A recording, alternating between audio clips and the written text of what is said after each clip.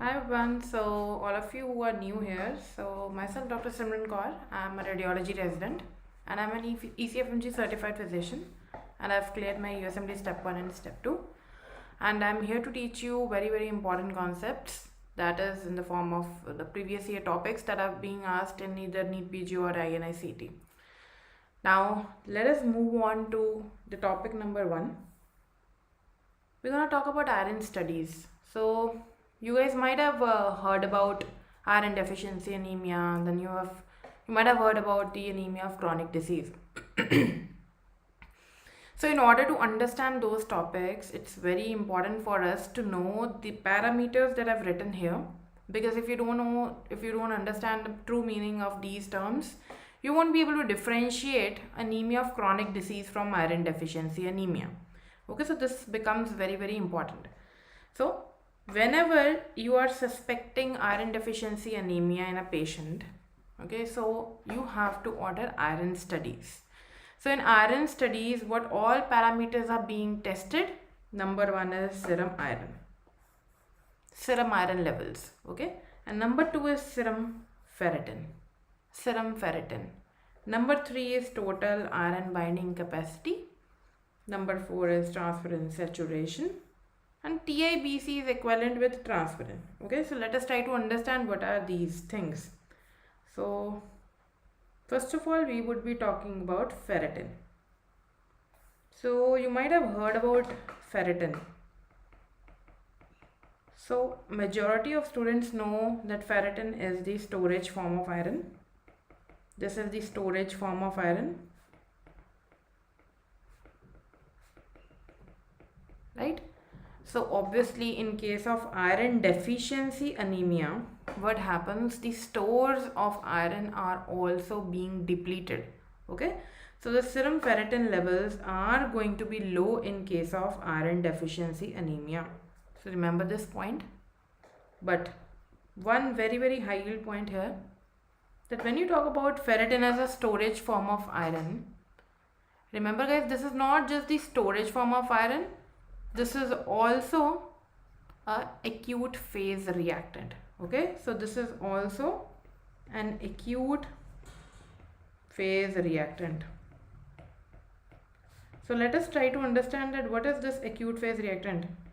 Acute phase reactant means whenever there is acute inflammation, there are few substances whose levels are raised or whose levels are reduced.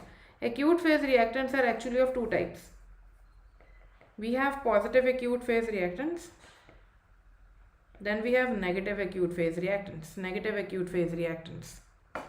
Okay, so when you talk about positive acute phase reactants, these are the substances whose levels increase with increasing inflammation. So their levels increase with increasing inflammation. But when you talk about the negative acute phase reactants, their levels decrease with increasing inflammation. They decrease with increasing inflammation. Okay, now there are different positive and negative acute phase reactants. I'll give you an example. For example, we have ESR, we have CRP, and then one of the positive acute phase reactant is also ferritin. So guys, keep this point in mind. As I say that ferritin is a positive acute phase reactant,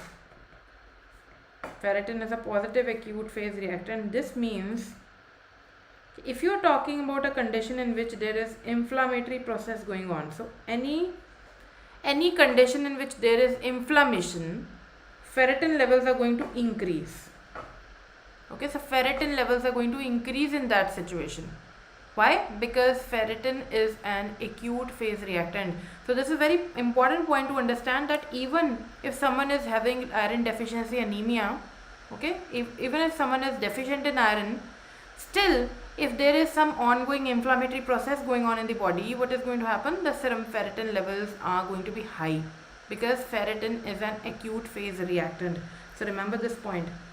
Moving on to the next thing, TIBC. TIBC is total iron binding capacity. So what is this TIBC indicating? Whenever you read a report and it is written TIBC, so what does that mean? That means how much iron is bound to the blood. Okay, then we talk about transferrin saturation. Before that, we will talk more about transferrin. So when you talk about transferrin starts with trans, right? So what is going to happen here? Transferrin is a transporter. Transferrin is the iron transporter. Okay, so imagine a situation in which already we have less amount of iron in the body. So already if we have less amount of iron in the body, what's going to happen? So it's just a way to understand that body will try to utilize whatever amount of iron it is having. So body will try to saturate more transferrin. That means the amount of iron bound to the transferrin, that would be more. Okay, no, so let us clear this topic of transferrin and transferrin saturation. Transferrin and transferrin saturation. So transferrin is the iron transporter, and transferrin saturation means amount of iron that is bound to transferrin. Now these are two different parameters. So when you talk about transferrin, I have already told you that this is the transporter of iron. But when you talk about transferrin saturation, that means how much iron is bound to transferrin. So let us try to understand that what is going to happen to these parameters in case of iron deficiency anemia and anemia of chronic disease, because this topic has been asked several times, this difference. So even if you are given a narrow question, you will be able to easily solve this if you know this table. Okay. So first of all, in the iron deficiency anemia, obviously iron levels are going to be less, serum iron less. Okay. In case of anemia of chronic disease, here also serum iron levels are less. So let us try to understand first of all what is this anemia of chronic disease, and then we will also understand why the serum iron levels are less in anemia of chronic disease. So when you talk about anemia of chronic disease, so as the name itself is suggesting, guys, some chronic disease process is going on, and that chronic disease process has led to anemia.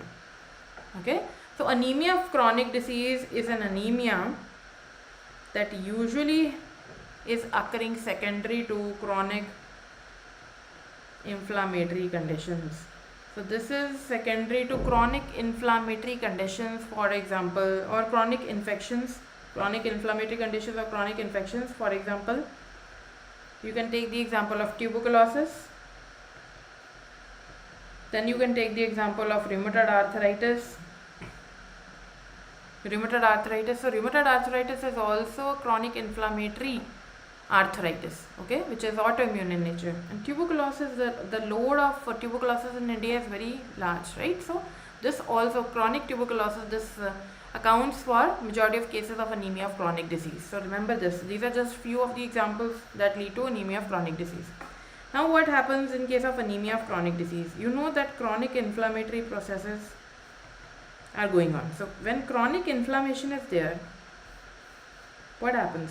The inflammatory markers come in play. Okay, the inflammatory markers come in play. For example, interleukin 6. And then we also have something known as hepcidin. Hepcidin is an acute phase reactant. Okay, since there is inflammatory process going on in the body, so levels of hepcidin are going to be raised in this situation. If levels of hepcidin are raised here, you have to remember one very high point regarding hepcidin. Can anyone tell me what is the function, what is the action of hepcidin? What does hepcidin do? How is hepcidin related to iron? How is hepcidin related to iron? Anyone? Yes. Sachin says inhibitory. So yes, you are correct. So hepcidin inhibits the absorption of iron. So this is a very important point, that hepcidin inhibits the absorption of iron. Okay. So if there is chronic inflammatory condition going on in the body, the levels of hepcidin are going to be more. Okay, and hepcidin is going to inhibit the absorption of iron. So that means in anemia of chronic disease, what happens?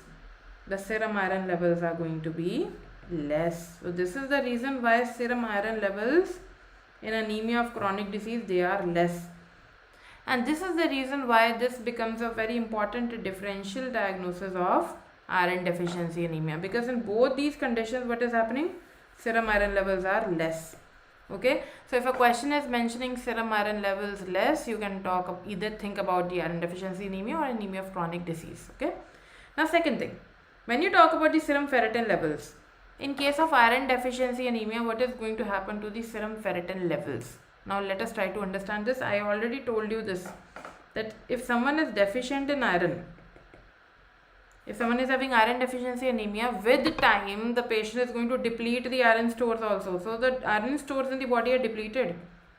And what is the storage form of iron? Ferritin. So the levels of ferritin in case of iron deficiency anemia are going to be less. So this is a very important point here. Serum ferritin levels are less.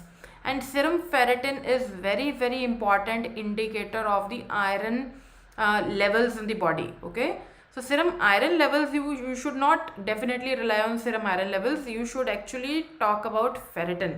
Serum ferritin levels are less in iron deficiency anemia, but serum ferritin levels could be either normal or increased in case of iron deficiency anemia. Now again the same concept, why do you think ferritin levels are increased in anemia of chronic disease? Why ferritin is increased in anemia of chronic disease? What is the reason?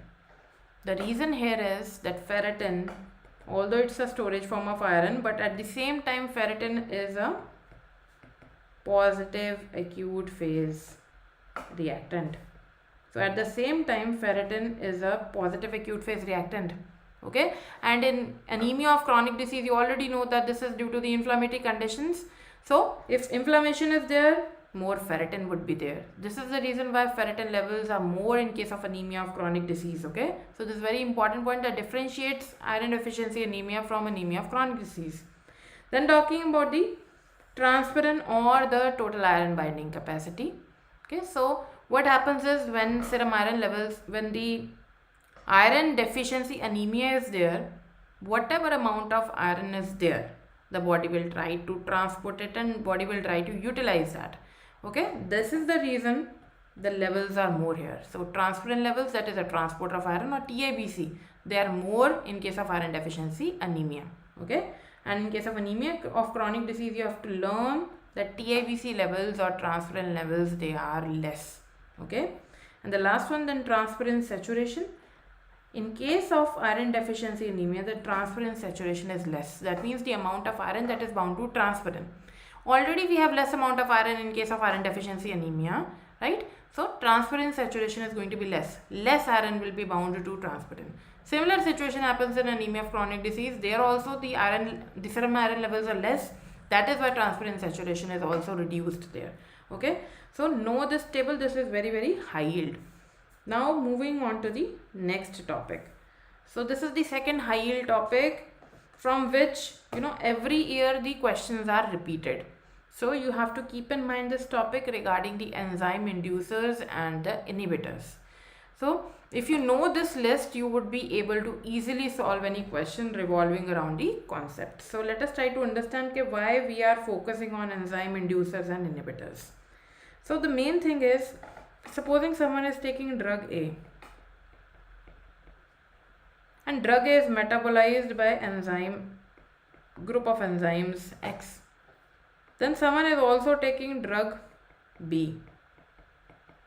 Someone is also taking drug B.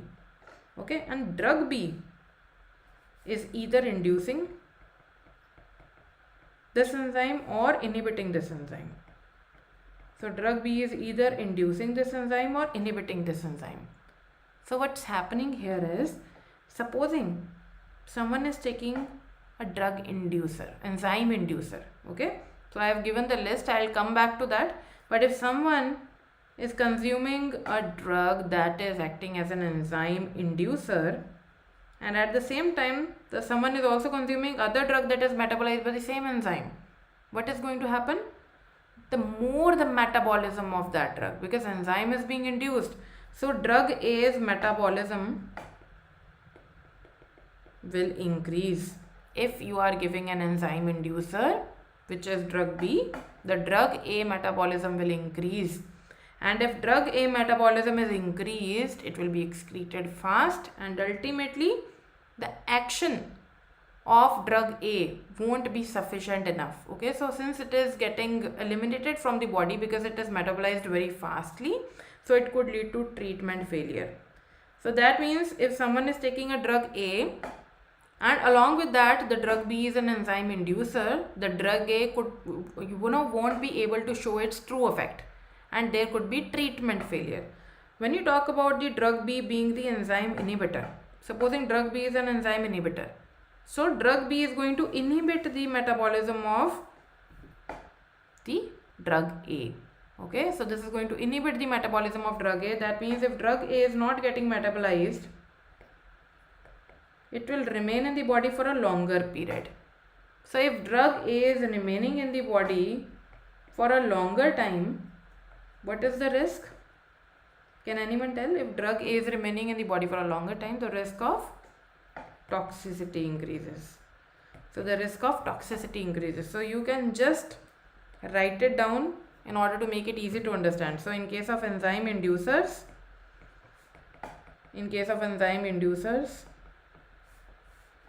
there is a risk of treatment failure.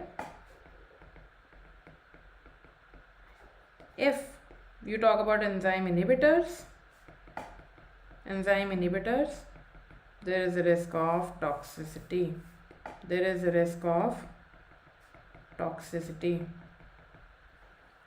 Alright, so this is the basic overview. Now come back to the drugs that are either acting as enzyme inducers or inhibitors. Okay, so number one, we would be taking up the enzyme inducers. So number one is carbamazepine. So can anyone tell me carbamazepine is the drug of choice for which condition? I'll give you a hint, a sharp shooting sensation on the face. So carbamazepine is the drug of choice for? Anyone? Carbamazepine is the drug of choice for which condition? Quickly tell me. Exactly, Gurjeet. The answer is trigeminal neuralgia.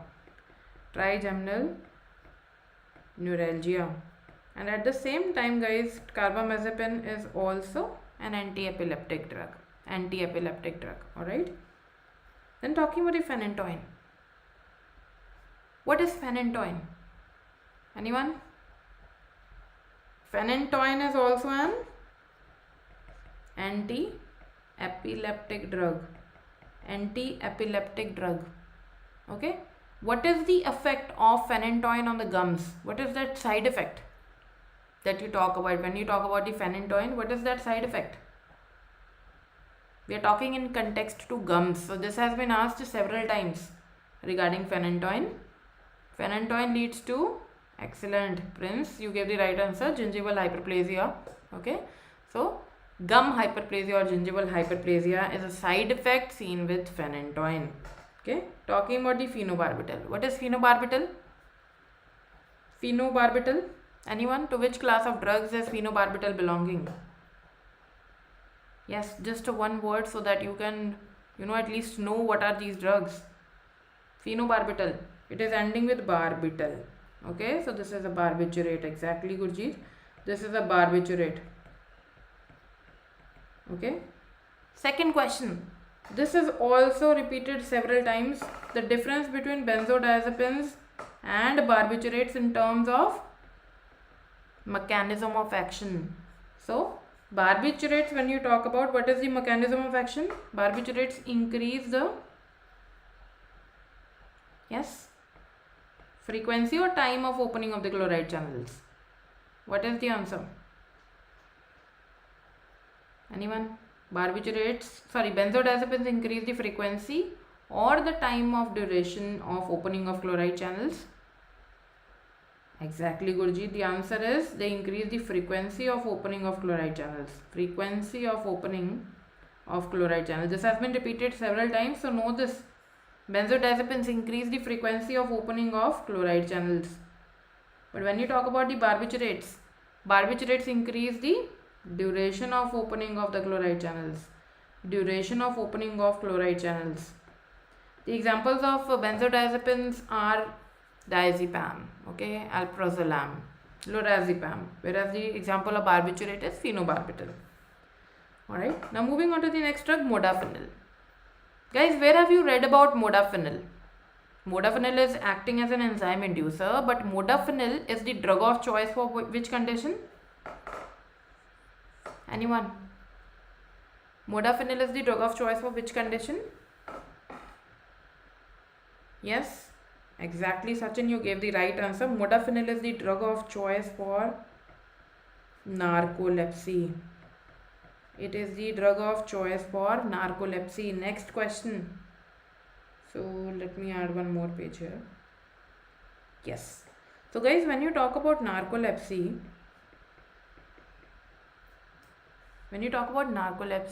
whose levels are decreased in narcolepsy? Whose levels are decreased in narcolepsy? Yes. The levels of dash and dash are decreased. So fill in the blanks.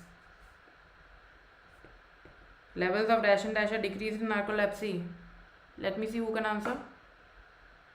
Yes, Sachin, Gurjeet, tell me the answer. The levels of orexin A and orexin B, or you can call hypocretin 1 and hypocretin 2. So either orexin A and B or hypocretin. Okay. Their levels are reduced in case of narcolepsy. From where are they normally being secreted? They are coming from lateral hypothalamic neurons. From the lateral hypothalamic neurons. Okay. And the drug of choice for narcolepsy is modafinil. Modafinil is non-amphetamine stimulant. Okay, non-amphetamine stimulant. What is the problem in narcolepsy, guys? What is the problem? Can anyone tell me what is the problem faced by patients who have narcolepsy? Yes? Narcolepsy patients have excessive daytime sleepiness. Excessive daytime sleepiness. Okay? And their REM latency is greatly reduced. So guys, there is something known as REM sleep, rapid eye movement sleep. And there is some term known as REM latency. REM latency means the time taken for the person to fall into the REM sleep. Okay, so normally the REM latency in a normal person is around 90 minutes. That it takes us around 90 minutes to enter the REM sleep. But in case of the narcolepsy, this is very important point. In case of narcolepsy, the REM latency is reduced from 90 minutes to 10 minutes. That means the patients are going to fall into the REM sleep within 10 minutes, right? And there is excessive daytime sleepiness, there are sleep attacks. So what happens? Supposing someone is having a very strong emotional stimulus. For example, someone is crying or someone is sad, someone is laughing. Okay, in such situations also the person may, immediately fall asleep. So these are the situations that are being faced by the patients of narcolepsy. Another drug that is being used for narcolepsy is sodium oxybate. Sodium oxybate. Okay. So remember, number one, modafinil, which is the drug of choice, and second is sodium oxybate, which is usually given at the night time for narcolepsy. Then you talk about nevirapine. What is nevirapine? Yes, you might have heard about nevirapine. To what kind of patients is nevirapine given? Yes guys, to what type of patients is nevirapine given? Let me see who can answer this. In which situation you give nevirapine? Exactly, Prince, you gave the right answer. So it is usually given to the patients who are HIV positive. Okay, so nevirapine is a drug that is one of the drug belonging to the antiretroviral therapy. So there are different drugs that are being preferred for the management of HIV. Okay, for example, NRTIs and NRTIs, then protease inhibitors, integrase inhibitors, and then entry inhibitors. Okay, so one of that drug is nevirapine. So antiretroviral, because HIV is a retrovirus. Okay, so nevirapine is antiretroviral drug. Rifampicin. So where have you heard about rifampicin, guys? Yes, rifampicin. So this is very easy, rifampicin or rifampicin. Exactly, Gurjeet, you gave the right answer. Rifampicin is one of the first line drug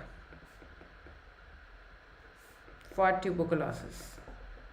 Okay, so this is one of the first line drug for tuberculosis. Second question is what are the other drugs that are being preferred for tuberculosis? So guys, whenever we talk about the management of tuberculosis, the first line drugs are HRZE. You have isoniazid, R for rifampicin, then Z is for pyrazinamide, and E is for ethambutol. Okay, so these are the first line drugs for tuberculosis. The causative organism is Mycobacterium tuberculosis, and this is the acid-fast bacilli. Okay, the acid-fast status of mycobacteria is due to the increased mycolic acid content in the cell wall. Okay, these are the very, very important points regarding mycobacteria from microbiology. Okay, now rifampicin is one of the first line drug for tuberculosis, and along with that, rifampicin is also used for prophylaxis. Okay, this is also used for the prophylaxis of few infections. Can anyone answer this question? I'll give you a hint here. A child who is unvaccinated,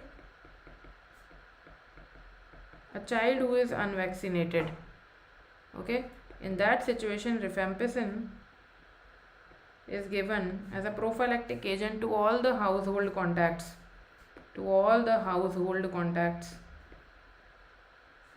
That means family members are also being given rifampicin. And what is this condition that we are talking about? So remember, this is a very important hint, unvaccinated child. So this is the example of Haemophilus influenzae. So Haemophilus influenzae infection, okay, rifampicin is given to all the household contacts of the patients who have this infection. Similarly, you have to read where else you give rifampicin. Okay, so this is also being preferred in case of leprosy along with the dapsone. All right. Now, can you tell me one advice or a warning or something that you give to the patient before prescribing rifampicin? Yes. Anything that you would specifically like to tell a patient before prescribing him rifampicin? Yes, anyone? So this is a very practical aspect. Okay, if supposing a tuberculosis patient is coming to you, you are prescribing the drugs for TB, you will tell the patient about something, right? So you will tell that your body fluids like urine can turn orange or reddish in color. So this you have to tell the patient beforehand, okay, because there is reddish or orangish discoloration of the urine when you give rifampicin. So why do you have to tell this to the patient? So that the patient is not worried. So supposing you have not told this to the patient and the patient urinates after taking rifampicin, he will see that there is a reddish or orangish discoloration and he may think that there is blood in the urine. Okay, so he may stop taking the drug without even informing you. So this is why you always have to inform the patient beforehand that your urine may be orangish or reddish in color, because this is just the effect of the drug. There is nothing harmful with that. Okay, so you have to just warn the patient. Now, one more point regarding rifampicin that has been asked several times in the exams. Okay, so I'll give you a scenario here so you can answer this question. So, a young female of reproductive age group,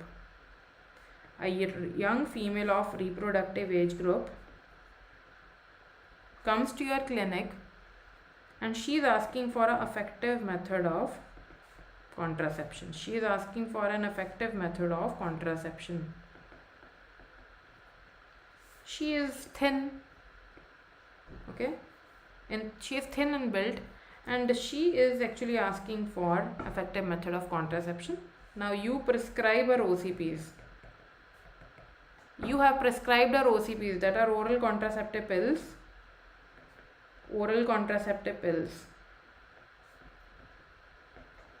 Okay. Now, after a few days or after a month, she comes back again. With her UPT positive. And she is yelling at you that although I asked for a contraceptive method, still I became pregnant after taking the drug that you gave me. Okay. So what is this scenario, which is very commonly asked? Exactly, Prince, this is the right answer. Okay. So what is the mistake that we have done here? Remember, if you have to prescribe OCPs, okay, what is missing here? The physician has not taken the history. No history. Okay. There may be a history, or there may be a situation in which this female might be on rifampicin. She might be having TB and she might be on HRZD. Okay. So if she is on rifampicin and you have given her OCP, what will happen? Rifampicin, as I told you, is an enzyme inducer. Okay. So what will happen to the OCP? OCPs are going to get metabolized very fast, and this could lead to treatment failure. Or here you are going to talk about the contraceptive failure. Okay. So this is an example. This is the practical aspect. Okay, if you are giving an enzyme inducer, that is rifampicin, along with the OCP, okay, the OCPs are not going to work. That is why the female become pregnant. Okay. So remember this point. This is contraceptive failure. This is an example. Coming back, then we have glyzofulvin. Glyzofulvin is the antifungal drug. Okay, and then chronic alcohol abuse could also be acting as an enzyme inducer. Okay, when you talk about the inhibitors, so easy way to remember which anti-TB drug is acting as an enzyme inducer. Your answer is rifampicin. When you talk about the anti-TB drug that is acting as an enzyme inhibitor, okay, so you will talk about this drug, that is isoniazid. So isoniazid, INH. Okay, so inhibitor is also starting with INH, and isoniazid is usually written as INH. So isoniazid is an enzyme inhibitor. Similarly, if I ask you one point regarding isoniazid, okay, what is the mechanism of action of isoniazid? Can anyone tell me what is the mechanism of action of isoniazid? Yes. The mechanism of action of isoniazid is that it inhibits the mycolic acid synthesis. So guys, anti-TB drugs are very, very high yield because the burden of tuberculosis in India is very, very high. So you should know the names, the mechanism of action and the side effects of anti-TB drugs very nicely. So isoniazid inhibits the mycolic acid synthesis. And by inhibiting the mycolic acid synthesis, how is it helping?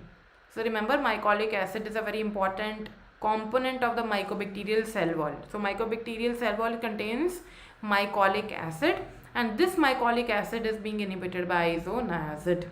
Okay. One more thing regarding isoniazid. So do you usually give something along with isoniazid?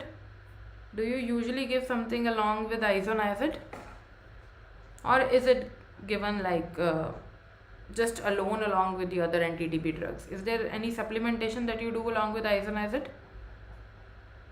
Yes, Sachin, the answer is pyridoxine. Vitamin B6 supplementation is done along with isoniazid. What is the reason? You remember, isoniazid depletes vitamin B6 levels. Okay, remember this very important statement that isoniazid depletes the vitamin B6 levels. And the side effect of isoniazid, one of the side effect is peripheral neuropathy. Peripheral neuropathy. So in order to prevent the peripheral neuropathy caused by the isoniazid, you give the vitamin B6 or the pyridoxine supplementation. Pyridoxine supplementation along with it. Alright. One more very high yield point regarding isoniazid. So one, we have discussed about the mechanism of action. It inhibits the mycolic acid synthesis. Second, we talked about the side effect and what should be added along with the isoniazid. And the third thing that you have to remember regarding isoniazid is regarding the pellagra. Okay, so isoniazid, if someone is consuming isoniazid, it could lead to pellagra like features in a patient. Pellagra like features in a patient. So this integrates biochem here. Okay, so you tell me first of all, what is pellagra? What is pellagra? So this is from nutrition. So what is pellagra basically? Pellagra is a condition that arises due to the deficiency of niacin. Okay, so niacin deficiency leads to pellagra. Now next question is, what is niacin? What is niacin? What is niacin? Anyone? Yes, Gurji, tell me, what is niacin? What is niacin? Niacin is vitamin B. Yes, guys. What is niacin? Exactly. Yes. So niacin is vitamin B3. Okay. When vitamin B3 deficiency takes place, this is known as pellagra. Okay. Now let us try to understand why do you think the patient who is on isoniazid could develop pellagra-like features. So before that, so this question is from PSM. What are the 4 Ds of pellagra? So this is an integration from PSM. What are the 4 Ds of pellagra? D for diarrhea, then D for dementia, D for dermatitis, and ultimately death. Okay, these are the 4 Ds of pellagra that you read in PSM. Okay, now why do we say that isoniazid could induce pellagra-like features? For this, we have to have a basic understanding that from where is it coming. Okay, so when you talk about the precursor, so we have something known as tryptophan.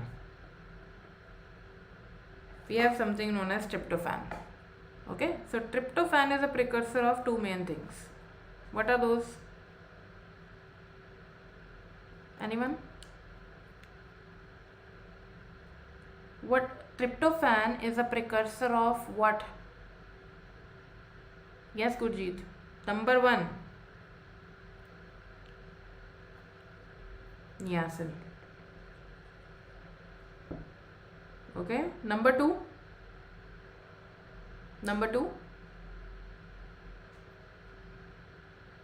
what will be the answer here? Tryptophan is a precursor of? Yes, guys. Exactly, serotonin. Now there are certain cofactors that are required for the conversion. Okay, and remember here, vitamin B6 is a very, very important cofactor that helps in the formation of niacin from tryptophan. Okay, so this is very important point. Now imagine if someone is taking isoniazid. You know that isoniazid depletes vitamin B6. So if isoniazid has depleted vitamin B6, B6 won't be available as a cofactor for the conversion of tryptophan to niacin. So this is the reason why there could be niacin deficiency, and ultimately there could be pellagra-like features in a patient who is consuming isoniazid. Okay, so this is a little biochemistry integration. You should know this point, that B6 is acting as a very important cofactor and the isoniazid is actually depleting the levels of B6. This is the reason why pellagra-like features could develop in such patients. Okay. One more question regarding pellagra. So you might have seen that famous picture of pellagra patient who is having a rash on the neck. Okay. So what is that rash on the neck known as in pellagra? Yes guys, what is that rash on the neck known as in pellagra? So here's a rash in patients who are pellagra. Okay, this is known as Kessel necklace rash. Okay, Kessel necklace rash. Okay, so one very important point here, you call it Kessel necklace rash. Okay, the area is around the neck. Okay, why there is this appearance of rash here most commonly? Your answer is due to the involvement of C3 and C4 dermatomes. Yes, Gurjeet, you gave the right answer. C3 and C4 dermatomal involvement is seen in case of pellagra. Okay, so this Kessel necklace rash is there. I hope this is clear to you. Okay, coming back to the other enzyme inhibitors, then you have valproate. Valproate. So guys, valproate, where have you read about it? Valproate. Yes. Where have you read about valproate?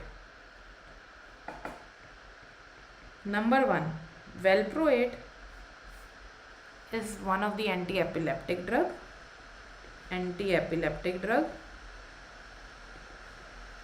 Second, valproate is also one of the mood stabilizer used for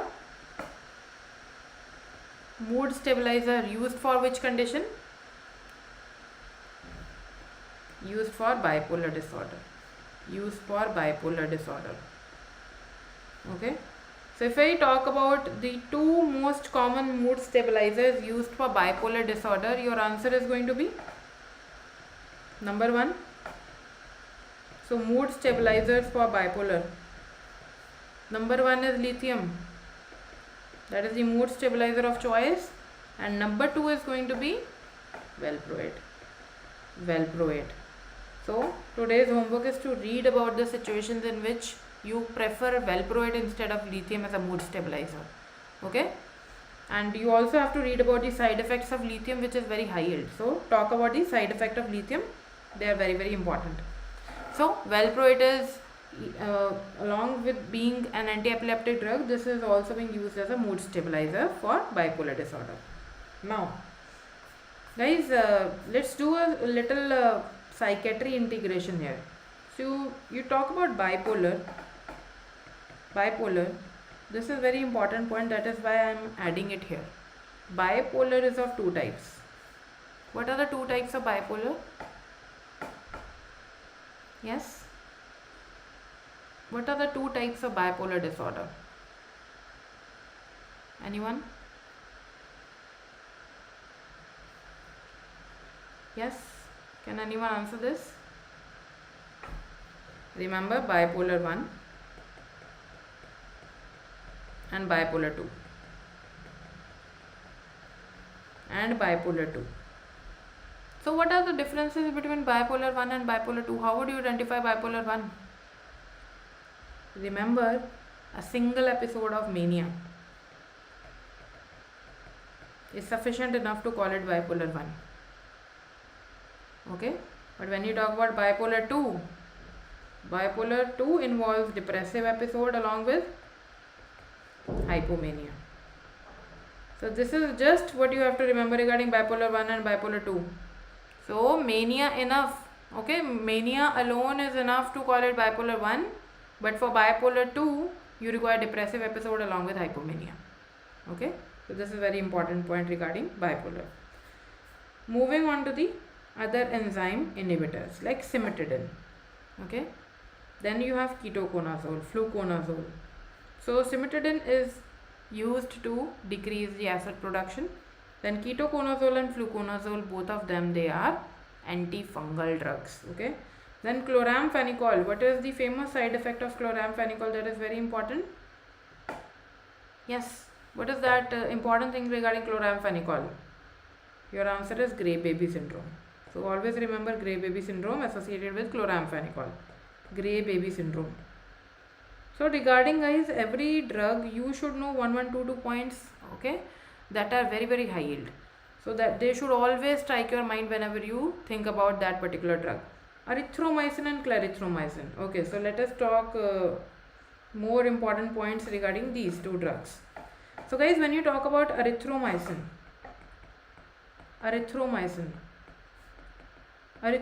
belongs to which class of drugs? Erythromycin belongs to which class of drugs? What is the answer? What will be the answer here? Erythromycin. Yes, anyone? Yes, Gurji, tell me. Erythromycin, Sachin?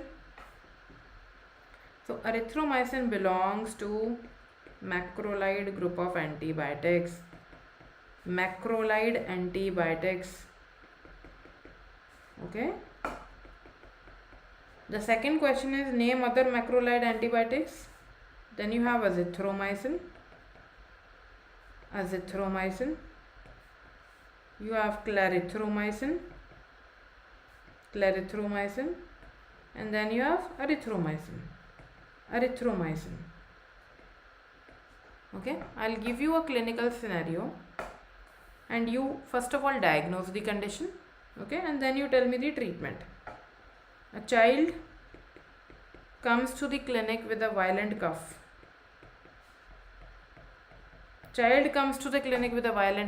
And there is post-tussive emesis. Okay, and there is post-tussive emesis. He is being prescribed drug X. So what are we talking about? Violent cough, post-tussive emesis. What are these keywords for? Okay, so always try to pick the keywords from the question. This will help you to easily, come at a diagnosis. So what is this post-tussive emesis we are talking about? Yes. First of all, post-tussive emesis means the vomiting. Okay, emesis is related to vomiting. Okay, this is what is the term that you use to describe vomiting? Emesis. So post-tussive emesis means vomiting after cough.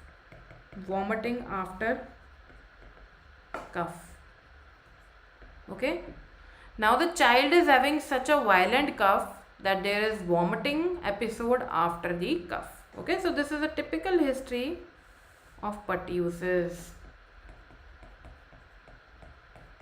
Okay, pertussis or whooping cough. The organism that leads to pertussis is Bordetella pertussis. Okay, now what is the drug of choice, or which type of antibiotics are being preferred for pertussis? Your answer is macrolides.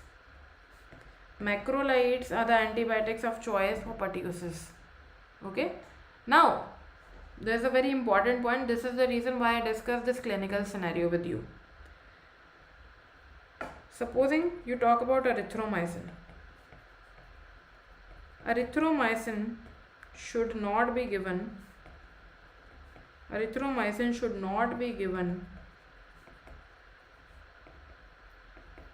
to neonates or to babies less than 6 weeks.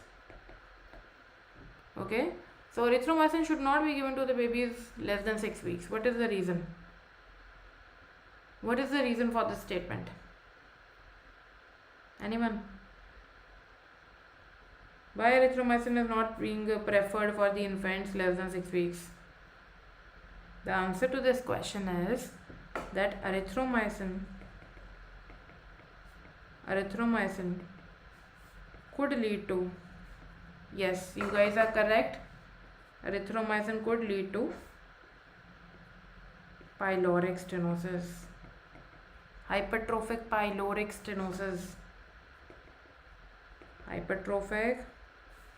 stenosis. Okay, so let us try to understand what is this pyloric stenosis we are talking about. So guys, this is esophagus. Okay, this is lower esophageal sphincter. Then we have stomach. Okay, and after stomach, what do we have after stomach? Anyone? So this is normal anatomy. What do we have after stomach? So this is esophagus. This is stomach. So what do we have after stomach?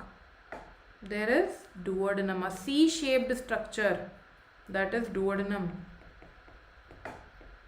Okay. How many parts is this duodenum having? Duodenum is having 4 parts. Part number 1, part number 2, 3 and 4. Okay, so there are 4 parts of duodenum. Remember this point? And before the stomach is continuing into the duodenum, the terminal part that we have is the pylorus. And why we have something known as pyloric sphincter. Pyloric sphincter. Pyloric sphincter, that is controlling the substances going from the stomach into the duodenum, and it is also preventing the reflux. Okay. Now what could happen here? So we are talking about the pyloric stenosis, hypertrophic pyloric stenosis. So what happens is there is hypertrophy of the pylorus. So imagine baby is consuming milk. Okay. Since the pylorus is hypertrophied, right? Do you think it could easily enter into the duodenum? The food particles or the milk is able to easily enter the duodenum? Yes. Is it an easy entry or a difficult? If there is pyloric stenosis, stenosis means narrowing of the lumen. Okay. So there is going to be difficult entry of the contents of the stomach into the duodenum. Why? Because there is stenosis. So what happens is the risk of reflux. Reflux means the particles from the stomach, the contents of the stomach, they go back into the esophagus and there could be vomiting. Okay.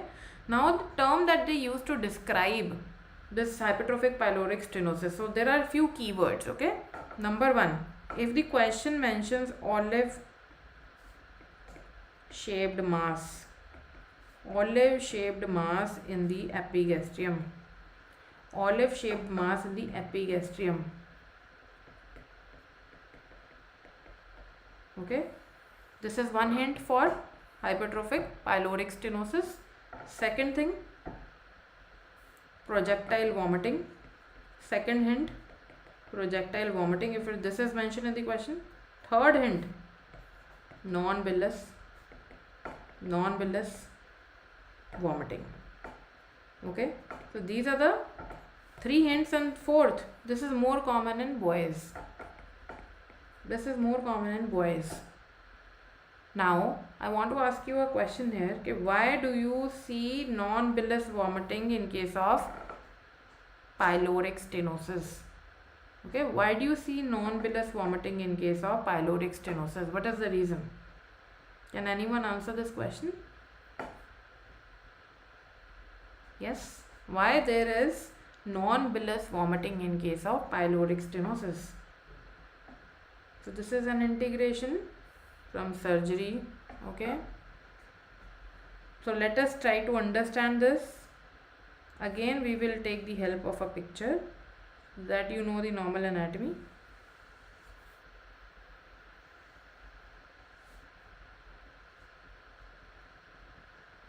So I am going to draw a picture here. So this is stomach,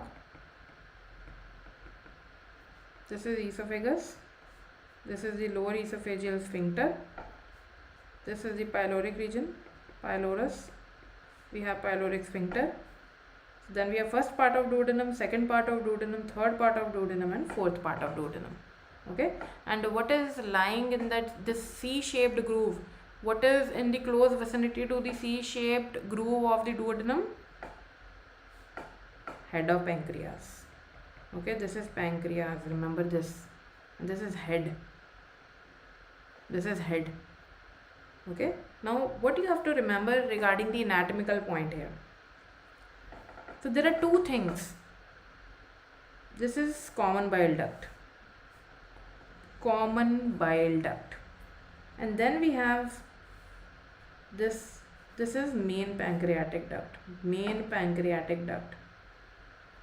Main pancreatic duct. Okay, so common bile duct and the main pancreatic duct, they empty their secretions in a structure known as ampulla of Vater. They empty their secretion in ampulla of Vater, and ultimately these secretions enter where? These secretions enter into the second part of the duodenum. So the pancreatic enzymes as well as the bile plus pancreatic enzymes, they enter into the second part of duodenum.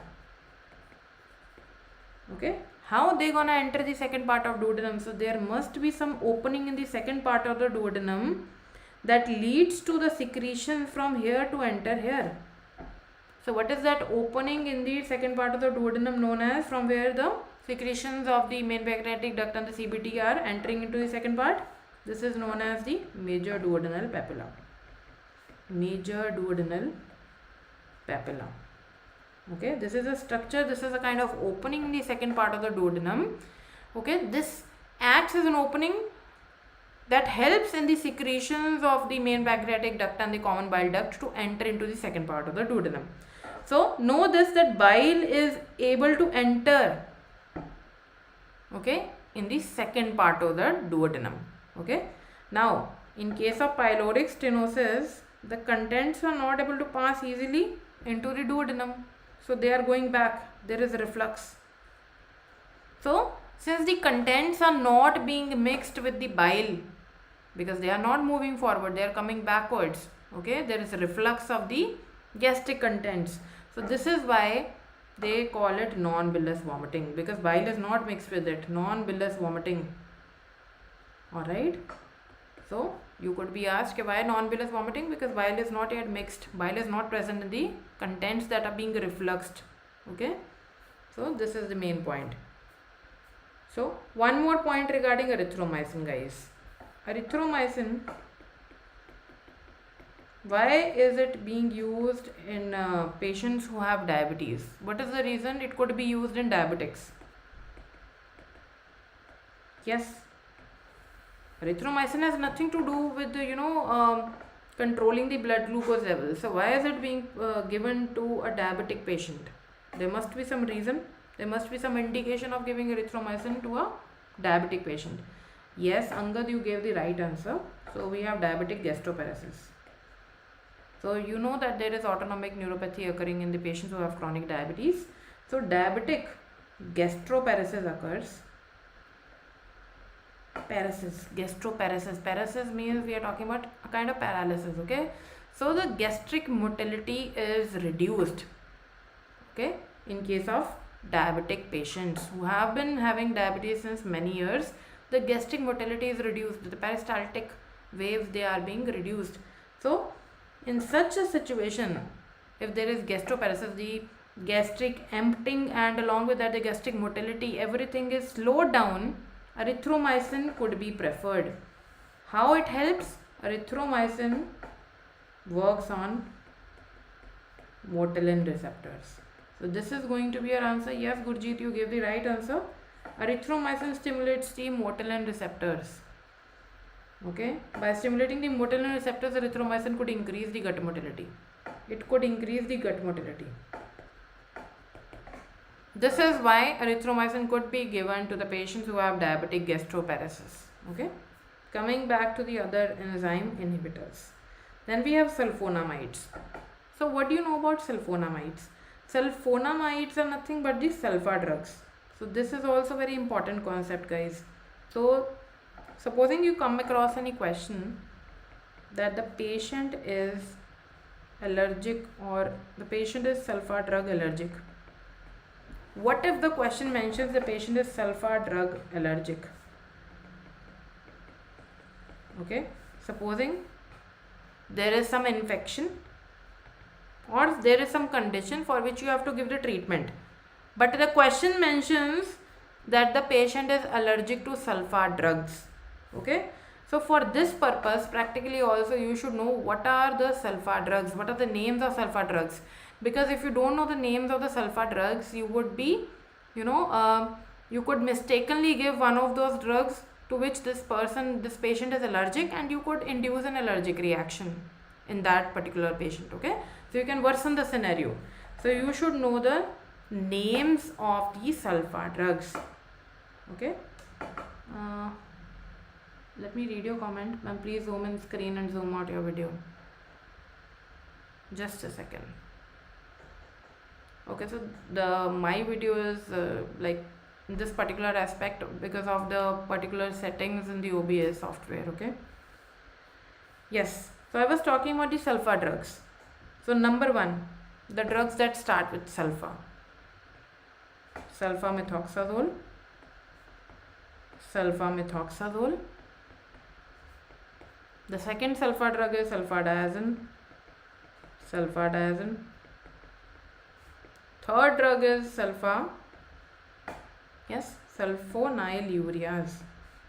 sulfonylureas. So guys, know that sulfonylureas are the drugs that are given to the patients who have diabetes. So they are one of the oral hypoglycemic agents. One very important point regarding sulfonylureas that you should keep in mind: if someone is taking sulfonylureas, they act in a similar way as our endogenous functioning is taking place. Okay, so sulfonylureas are the drugs that could induce the endogenous release of insulin. They could induce the endogenous release of insulin. This is very high yield point. Okay, this is the reason that if someone is consuming sulfonylureas along with the levels of insulin, whose levels would be increased? Can anyone answer this high yield question? So guys, whenever normally insulin is released in the body, along with insulin, one more substance is there. Then only you call it endogenous release. Okay, and that substance is known as C-peptide. So if the question mentions increase in insulin, increase in C-peptide, that means this is the endogenous release of insulin. Okay, but if the question mentions only insulin increase, C-peptide normal, this means that it is exogenous insulin that is being given. That means you are giving insulin from outside. This is not the insulin that is getting released from the beta cells of the pancreas. Okay, so know this point. So they could ask you that the patient is taking sulfonylureas, and in the form of the arrow question, they could ask you insulin increase or decrease, C-peptide increase or decrease. So you can answer increase in the insulin and increase in the C-peptide levels. So this is how it becomes important. And sulfonylureas are the drugs, guys, that are associated with weight gain potential, and they could induce dangerous hypoglycemia also. So supposing someone is on sulfonylureas and that patient is not, strict with the meal times. Okay, at the one point you are giving sulfonylureas, and at the other point the patient misses a meal. Okay, supposing the patient skipped the meal, so there is a huge risk, dangerous risk of hypoglycemia in such a patient. Okay, so these are the important points regarding sulfonylureas. You can read about the first generation and the second generation sulfonylureas names, so that you can know that these are the sulfonylureas. For example, second generation are glympyride, glycoside, then glyburide. Okay, then first generation are tolbutamide. So you should know what are the names of the sulfonylureas also. Number 4, sulfa drug. What is that? Yes, exactly, Gurjeet. Sulfonylureas also lead to disulfiram-like reaction. So guys, if a patient is consuming sulfonylurea, along with that the patient also has alcohol, there could be disulfiram-like reaction.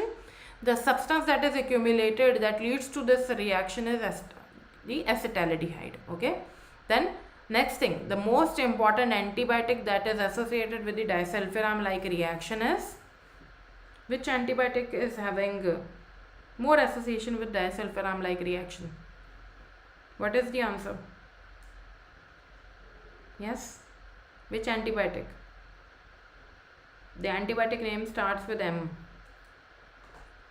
Exactly, Naveen, the answer is right, metronidazole. Okay, metronidazole, important side effect is disulfiram-like reaction. Okay, moving on to the 4th sulfa drug. So we have covered sulfamethoxazole, then sulfadiazine, sulfonylureas, then we have other sulfa drugs like dapsone. You might have read about dapsone in leprosy. You also might have read about dapsone in case of the prevention and treatment of pneumocystis pneumonia. Okay. Then the fifth drug that is also acting as a sulfa drug, we have celecoxib. Celecoxib, that is selective COX-2 inhibitor. Then we have one more drug that is acting as a sulfa drug, probenecid. Probenecid. Seventh sulfa drug that we have is the diuretics. This is also very important. Furosemide, which is a loop diuretic. Then you have thiazide diuretics like thiazides, and then acetazolamide, which is a carbonic anhydrase inhibitor, acetazolamide. Okay, all three, they are sulfa drugs. So this is a very important question. Furosemide, being a loop diuretic, could not be given to a sulfa drug allergic patient. Okay, so if you have to give a loop diuretic to a patient who is allergic to sulfa drug, which loop diuretic could be used? Which loop diuretic is safe to use in sulfa drug allergic patient? This is a very important question. Which loop diuretic could be used in sulfa drug allergic patient? Yes? Your answer is going to be ethacrenic acid. Ethacrenic acid. Okay? Ethacrenic acid is a loop diuretic. This is not a sulfa drug. Okay, so this could be used in the patients who are allergic to sulfa drugs. Then moving on to the other sulfa drugs. Any other name of sulfa drug? Yes? Any other sulfa drug you know about? Yes, Gurjeet. Any other sulfa drug?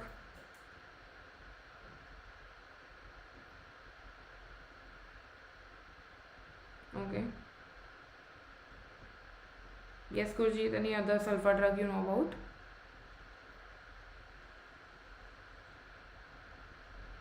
Okay, so someone is saying cotrimoxazole. So cotrimoxazole is what the combination, right? We have sulfamethoxazole. Sulfamethoxazole. Okay. So these are few of the examples of sulfa drugs. So if someone is consuming any of these drugs and he is allergic to these sulfa drugs, so you could induce an allergic reaction in that patient. So avoid these drugs in patients who are allergic to sulfa drugs. Coming back to the other enzyme inhibitors, then we have ciprofloxacin, which is a fluoroquinolone. Okay, and then we have omeprazole. Omeprazole is what? A proton pump inhibitor. And remember guys, the research is coming up with a lot of side effects of proton pump inhibitors if they are being consumed for a longer period of time. One of that is that PPIs could induce osteoporosis, and second is that PPIs are associated with the pseudomembranous colitis. Okay, so know these side effects. Okay, so this topic was entirely about these, but these enzyme inhibitors and inducers, I tried my best to discuss all the high-yield points about these drugs that are written in front of you.